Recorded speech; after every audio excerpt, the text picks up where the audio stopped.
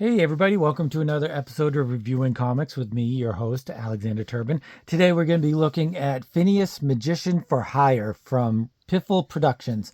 But before we get into that, I'd like to show you some of my own work. This is Random Access. It's a full-size, full-color comic book that I produce every month. It's 12 pages, and it has backups by Paul Courtjohn and other artists like Christopher Knox, and there's been a various different artists that have done covers and backups and stuff like that. This is the newest issue 30, and you can get this at patreon.com/Alexander Turbin, or go to my website, alexanderturbin.com, or just contact me at alexturbin0441 at Yahoo, or alexturbin0441 at Instagram. And this is the newest one, as I said, and it's the Morgrim, the Savage Cyclops, which is a new character that I've created. And so, yeah, these are the comic books that help promote the channel or help with the channel. So any help that you guys can give, I greatly appreciate. And I always appreciate you guys' support 100%. So, Phineus, Magic for Hire. I've had this for a little while. I've had this for maybe a month and a half. Excuse me. And it is right up my alley. It is something that I really like it. It's a little bit, I'm not going to say basic, but the storyline, I feel like he's actually doing more stuff. And it's Barry, and forgive me if I get this wrong. Is it Barry Linck? Linck. I think it's pronounced Link, and edited by Linda Powell. And it was created back in 1994. So this is like right after the comic books implosion or whatever. He's kind of like how I was with Mutandis, where I was 1992, 93, 94, but his was 1994. He still creates comics, and he puts them on his website, and he does other art and stuff to this day. But I don't think that I think he's torn. He's a cartoonist of the cartoony side. But this is something a little bit more serious. And I feel like he was trying to push himself towards a more serious aspect of his art and his storytelling. And, I kind of wish that he had just gone the other way and gone more serious and less cartoony. I love cartoony cartoonists. I love Peter Baggy and, all of those, great cartoonists, funny cartoonists, whatever. And this isn't funny stuff. This is semi-serious. For me, it harkens back to, I would say not in particular, but Buffy. I would say there's a lot of traits from Buffy, and also Jim Butcher's. I can't remember what his name, but he's kind of a magical detective, and it had a short-lived TV show. For me, though, I read the Borderland books, and it had a lot of this magical fantasy interaction stuff going on in it. And really, someday I'd love to do an adaptation of those books or create new stories from it. Or I might just create my own version of the thing. But there's certainly a lot of influences that you can definitely see, both in the artwork and in the stories and everything from those genres. Because I mean, he's a modern day magician, and he's a detective, and he's got this wife. I'm going to go through this, but then I have more thoughts, and I'm going to definitely talk about those afterwards. So it starts out in a graveyard, and this girl is walking past a graveyard, and she's griping about her boyfriend who invited her to this party or something, and he's a big jerk, whatever. So she's walking by, and this vampire grabs her and starts sucking her blood, kills her. I assume she just kills her. He doesn't really turn her into a vampire or anything. I'd like to know the difference, how a vampire turns somebody into another vampire. Do they only suck a certain amount of blood? Is there a blood transfusion? Any vampire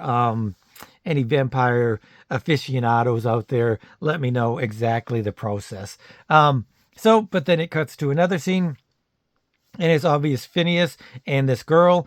We don't know who this girl is yet, but she is probably my favorite part of this whole comic book.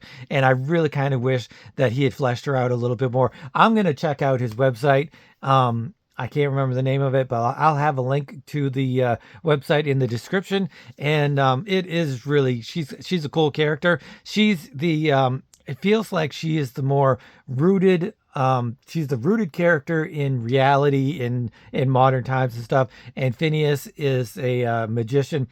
Don't know where he's from. Don't know how come he has magic and nobody else does. But there is a lot of different fantasy elements to this world. Like they're fighting a dragon. Doesn't say he comes out of where he comes from or anything like that. They're just kind of fighting a dragon. This kind of feels like a little bit like you've got Warlock 5, and then you've got this on a not a lower level story wise, because they're both, Warlock 5, for all of its beautiful art, and it does have beautiful, gorgeous art. For all of that, it is its story is kind of a little weak, and I think the story on this is a little bit, it's simple, but it's also a little bit better than the Warlock 5 storyline. But this also is just an introductory example of the characters and the world and stuff, and there's quite a lot of world building in this as it goes for the 21 pages that it is. There's a lot of world building, and it's definitely something that I would like to see more of. So it's got this character. I can't remember what her name is. Sarah. Her name is Sarah. I'm assuming that they're either boyfriend, girlfriend, or married, as I've read further on in the thing. It doesn't actually, I don't think it actually says, but they act like girlfriend, boyfriend, or married. So they're fighting this dragon, and she's shooting it, and Phineus uses his magical powers and stuff like that. His artwork, just to kind of touch on it a little bit, reminds me a lot of Phil Folgio. Phil, and there's another one. There's his wife, I think, worked together, and they did a lot of magic cards, and they did some graphic novels and stuff. They're Folgios. Anybody that knows them, please correct me, because I can't get the right pronunciation from them ever. But this reminds me of them, only I like his stuff a lot better. I'm not a fan of the Folgios very much. It is just too cartoony, and not in a way that I really jive with. And I did buy their graphic novel quite a while ago. But it's just, I don't know, something about it just I don't love. Sometimes you love an artist and sometimes you don't. Doesn't mean they're bad. Doesn't mean they're good. It is what it is. Everybody has their own personal preference. So Phineus gets knocked back by the dragon, and they're having a hard time with him because he's obviously a powerful beast and stuff. And the dragon shoots some fire at Phineus and Sarah, and Phineus throws up a magical ward. And this is right in my wheelhouse. I really love this. This is totally my kind of thing. And there's even more stuff that's my kind of thing later on when you in an advertisement, actually, or for the next issue. But we'll get there. So Phineus saves them. She's like, oh, how'd that happen? Whatever. So then she's like, do something, Phineus. Take care of this. So Phineus uses probably his most powerful magical spell, and calls down the lightning and blasts the dragon with a lightning bolt. So that's the end of the dragon. Phineus kind of laments on that he's not as powerful a dragon as he could be. This is kind of a little bit in the mage world, my mage world wheelhouse kind of stuff. So they're looking through, I think it's the newspaper or it's a magazine or something, and they see a murdered girl. I'm assuming they're back at their house or something, their apartment or whatever, and I'm assuming they live together. There's a lot of assumptions. It simply he doesn't say. But I love how there's an advertisement. There's like a bra advertisement in the back. So it's either a newspaper or a magazine. I think it's a magazine because it's not set up like a newspaper with the two columns of writing. But it does its job. It definitely does its job. And Phineus is looking at that, and Sarah is talking about the murder, and who she thinks it is, and they're talking about how it's a vampire because her blood was spilled, and she's like empty of blood and all this stuff. And so she uses this, oh God, I hate vampires. Pardon the pun, but vampires suck.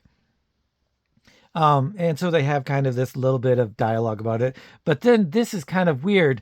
Phineas says, we had better, before somebody else ends up like like that poor girl. And Sarah says, is this going to end up being another freebie? Get off my case, Sarah. So this is kind of, usually I kind of go back and look at the writing, discuss the writing and the artwork, but I'm just going to kind of focus in on this one thing because I feel like it really, like she snaps at her, has this really not happy look at her, and I just don't understand why he would put that kind of in on this character. I feel like the character is like almost a truly good character. Like he wants to help this girl, or he wants to stop this vampire because he is essentially a good person, but he kind of snaps at her and she kind of just brushes it off. I'm really, that rubs me kind of the wrong way. I don't know if there's more of that in the future, whether they have marital spats. And I kind of feel like that is, the intonation, that's what he kind of tried to do, is say that these are a regular couple and they have little spats and they have, little ways about them. And I do appreciate that. I just think it was a little bit too much at first. Like I kind of wish that, and if they had, it had been a little bit of a spat, like she just lets it go. She's like, oh, okay. So, and almost says she's sorry. And, but he, like, why did he snap at her like that? Maybe it's something previously that they had, maybe they're having money troubles. If he had gone into that a little bit more, maybe given her, like some kind of thing where she was like, we have enough money troubles. We can't keep doing these free jobs and stuff like that. Maybe that could have built up a little bit of tension between the couple without it kind of seeming like he's just being a jerk and she's just kind of rolling over and taking it. So they go to the graveyard and they're just kind of having more dialogue about what's going on. And they kind of, actually, no, they don't go to the graveyard. They go to a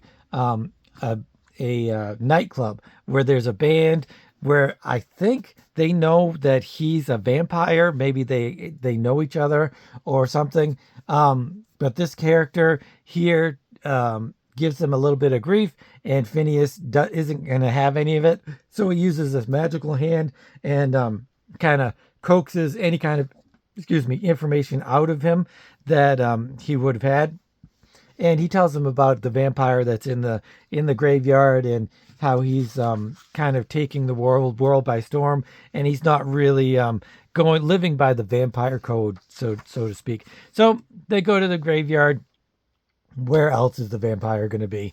And he has a woman, and he's decided to make her his bride and turn her into a vampire and create a family, which, isn't that lovely? And he's writing down his in his journal, his diary, whatever, about what he's going to do, which is kind of funny, that this vampire has a diary, and he's about to turn her into a vampire when Phineas uses his magic. He casts a spell, creates a giant ball of light, or makes the room illuminated like sunshine. Vampire is hurt, but he turns into smoke, and then he makes the whole thing black, which kind of counteracts Phineas's light spell, and he's about to get eaten by the vampire. And this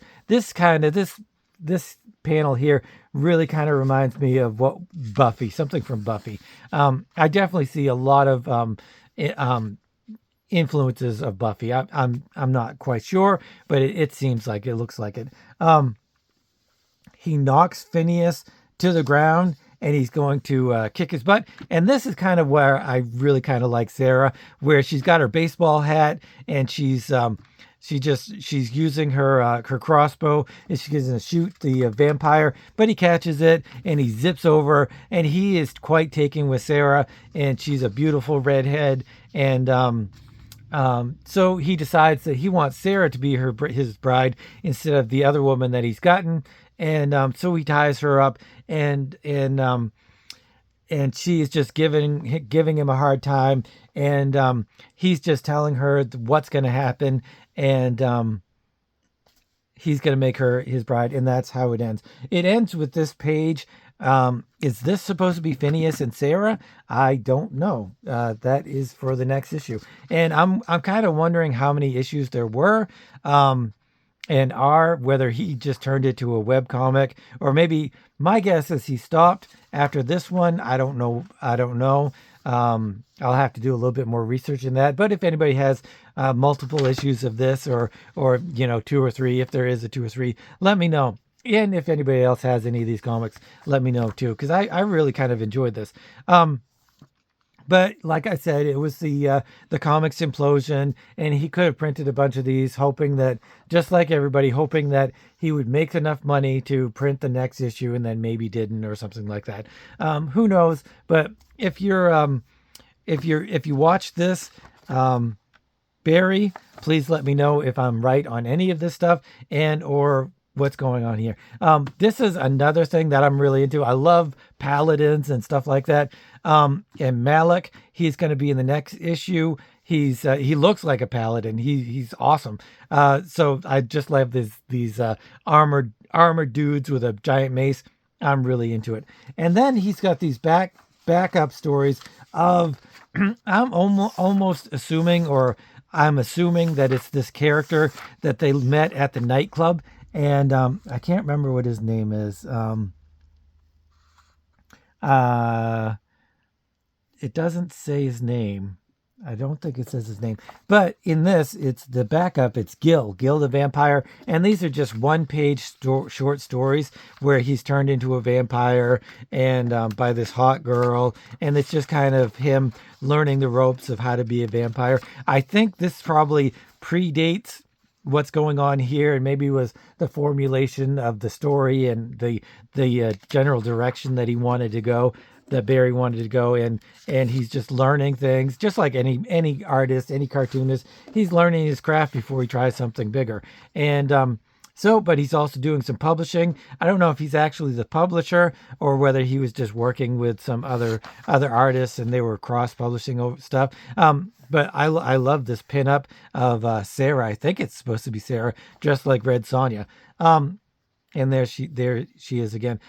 So yeah, I did enjoy this. I'm going to go back and talk about the writing. The writing is a little, it's kind of sparse. The plot is pretty sparse, but that's totally okay. It's the beginning issue. It's the beginning of a story. It's world building. So he's just kind of finding his way with the characters.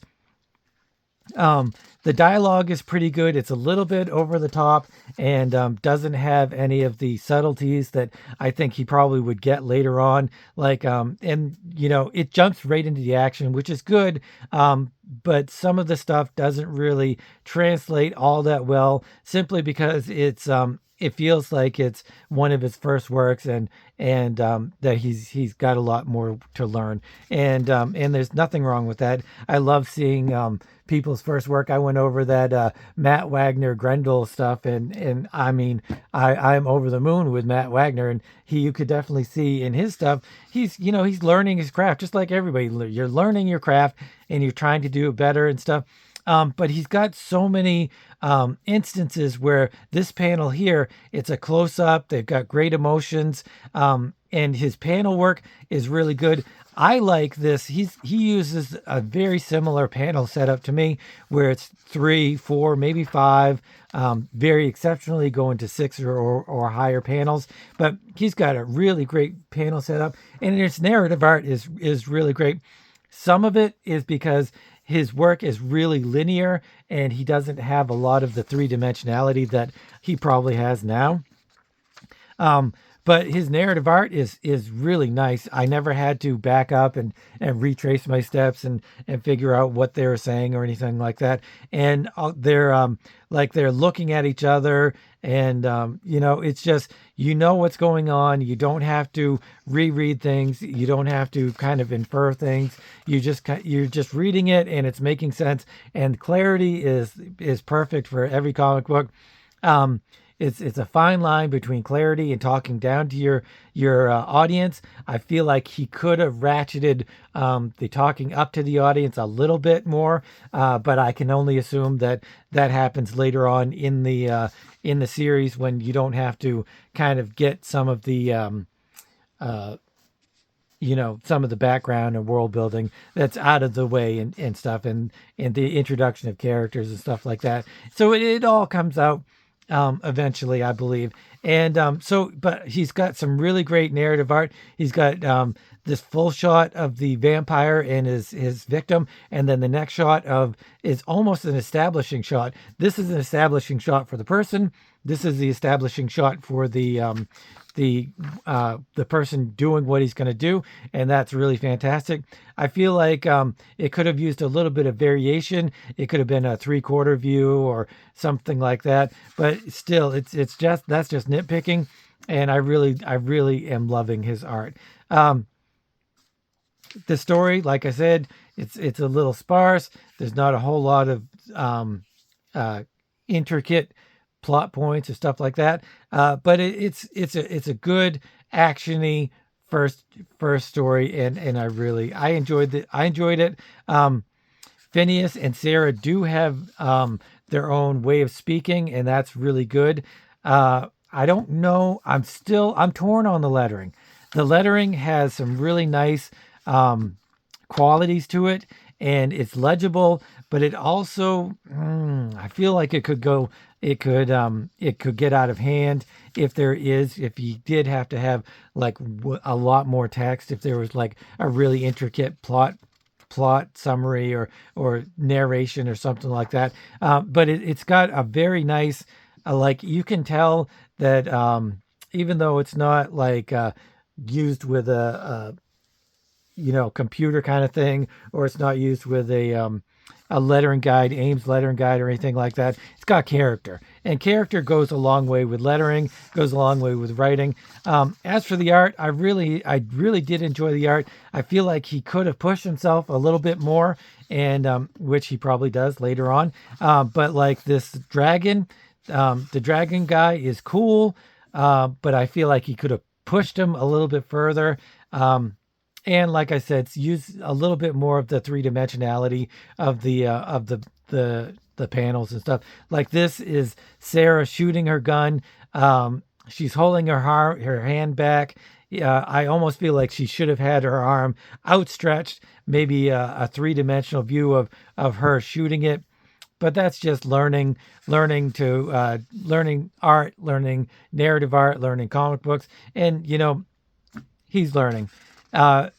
The backgrounds are a little bit sparse. There's nothing wrong with that. That's kind of how everybody has their beginning comic books and stuff. And there's no real shading. There's no grays. Here's a gray spot here. If this was in color, I think it would have been a lot better. And I would really like to see some color in his comics, because I think that would be really kind of make things pop and make things stand out. And I think that would be really fantastic. But I really did enjoy his art. I enjoyed the story. The art, I love his hair. He's always got the one dangly hair thing coming out. And I love the characters. I love the setting. I love the world. There's a lot I really love about this. If I see more, I don't know if there is more, but if I see more, I would definitely get more. So that's base 7. Let's look at the cover. The cover, I really enjoy. I enjoy this cover. I don't like her outfit. I feel like he wanted to introduce a little bit of sexuality into the comic, but her body and her stance and stuff, it really kind of throws that for a loop. if she's going to be sexy, I think kind of feel like she should be looking a little bit more regal, whereas they're kind of skulking around an alleyway. And I really kind of wish, I don't know, I really don't like the outfit that she has there. I feel like Sarah is a very confident and practical woman, and she wouldn't, I just feel like she wouldn't be dressed like that. But I'm not the character, I'm not the creator. Barry's the creator, and I guess that's what Sarah would wear. But I really like this cover, and it's got, he does some great emotions with his characters' faces, and I love the background, and this magical ball here. You already know, even though it says magician for hire, you already know he's got some magical stuff going on about him. And I love the poses. They're a little goofy like mine, but they have a lot of life to them, and I really appreciate that. I appreciate a lot of life in a character's pose. So I really enjoyed this, and like I said, oh my goodness,